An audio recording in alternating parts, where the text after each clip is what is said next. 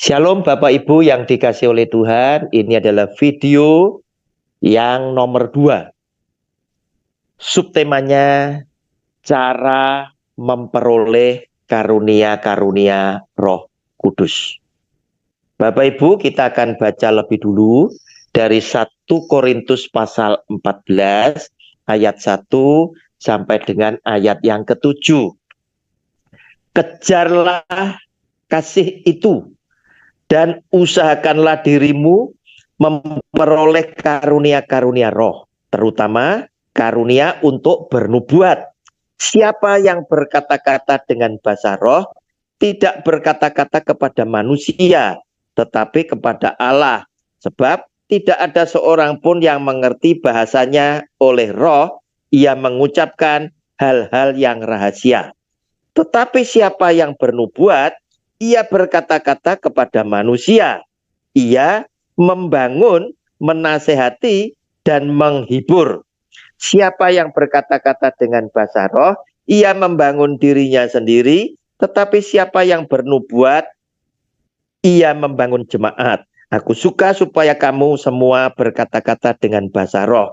Tetapi lebih daripada itu supaya kamu bernubuat. Sebab orang yang bernubuat lebih berharga daripada orang yang berkata-kata dengan bahasa roh. Kecuali kalau orang itu juga menafsirkannya, sehingga jemaat dapat dibangun. Jadi saudara-saudara, jika aku datang kepadamu dan berkata-kata dengan bahasa roh, apakah gunanya itu bagimu? Jika aku tidak menyampaikan kepadamu penyataan Allah atau pengetahuan atau nubuat atau pengajaran. Sama halnya dengan alat-alat yang tidak berjiwa, tetapi yang berbunyi seperti seruling dan kecapi. Bagaimanakah orang dapat mengetahui lagu, apakah yang dimainkan seruling atau kecapi, kalau keduanya tidak mengeluarkan bunyi yang berbeda? Bapak Ibu, anjuran Rasul Paulus, kita ini harus mengejar untuk memperoleh karunia-karunia Roh Kudus. Sebab itu diperlukan oleh saudara dan saya di dalam hidup. Baik yang muda, baik yang melayani, baik yang sudah usia sepuh, yang sudah tua sekalipun, ya, tetap dibutuhkan. Karena apa? Yang tua mungkin sudah tidak bisa beraktivitas, tapi bukan berarti yang tua kehilangan hikmatnya. Yang tua bisa memberikan nasihat yang bijak. Yang tua bisa mendoakan anak muda yang sedang dalam persoalan dan lain sebagainya. Dan semuanya itu dibutuhkan. Karunia-karunia Roh Kudus ada di dalam hidup kita. Bapak Ibu, bagaimana cara kita meraihnya? Saudara, ayat yang pertama tadi bilang apa? Dalam 1 Korintus pasal 14 ayat yang pertama. Kejarlah kasih itu dan usahakanlah dirimu memperoleh karunia-karunia roh, terutama karunia untuk bernubuat. Saudara, ketika Anda mengejar kasih, hidup di dalam kasih kepada Tuhan dan kepada sesama, itu berarti saudara dan saya telah hidup untuk Roh Kudus, telah bekerja untuk Roh Kudus, telah bekerja buat Roh Kudus, maka Roh Kudus yang menjadi Tuhan kita akan secara otomatis memberikan hadiah kepada kita karena kita memiliki hidup yang berkenan di hatinya. Dan dia melihat itu saudara dan saya perlukan. Bapak Ibu, seseorang bisa berkata, setiap tahun saya mendapatkan THR sekian dari perusahaan saya. Syaratnya apa? Adalah jika orang tersebut adalah karyawan dari perusahaan yang memberikan THR tadi. Yang memberikan hadiah tadi. Kata karunia padan katanya adalah hadiah. kado. Nah, kita pun baru bilang, saya mendapatkan karunia Roh Kudus. Catatannya, jika saya bekerja untuk Roh Kudus, jika saya berbuat untuk Roh Kudus, maka saya akan diberi hadiah, diperkaya dengan karunia-karunia Roh Kudus sesuai dengan tugas yang oleh Roh Kudus bebankan kepada saya. Bapak Ibu, kemudian selanjutnya di situ disebutkan, ya, orang yang berbahasa roh, ya, itu tidak berkata-kata dengan manusia, tetapi dia berbicara kepada Allah.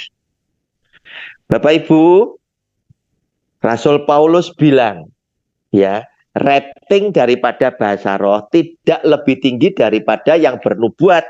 Sebab, ya, ayat kelima bilang begini, aku suka supaya kamu semua berkata-kata dengan bahasa roh. Dia suka, bukan tidak suka. Tetapi lebih daripada itu, supaya kamu bernubuat. Sebab orang yang bernubuat lebih berharga daripada orang yang berkata-kata dengan bahasa roh. Kecuali kalau orang itu juga menafsirkannya, sehingga jemaat dapat dibangun. Sebab ketika Anda menafsirkannya, kita jadi mengerti, oh, terjemahnya itu di dalam bahasa roh tadi. Tapi jika tidak ada yang menafsirkannya, maka ya kita lihat ayat yang ke-9. Kalau tidak ada yang menafsirkannya, Rasul Paulus bilang demikian. Ayat 9, demikianlah juga kamu yang berkata-kata dengan bahasa roh, jika kamu tidak mempergunakan kata-kata yang jelas, bagaimanakah orang dapat mengerti apa yang kamu katakan? Kata-katamu sia-sia saja kamu ucapkan di udara. Bapak Ibu, apalagi bahasa roh yang saat ini kita dengar, itu kata-katanya sama semua. Hampir satu gedung menyampaikan dengan kata-kata yang sama. Sehingga Rasul Paulus menyindir, ya, di dalam ayat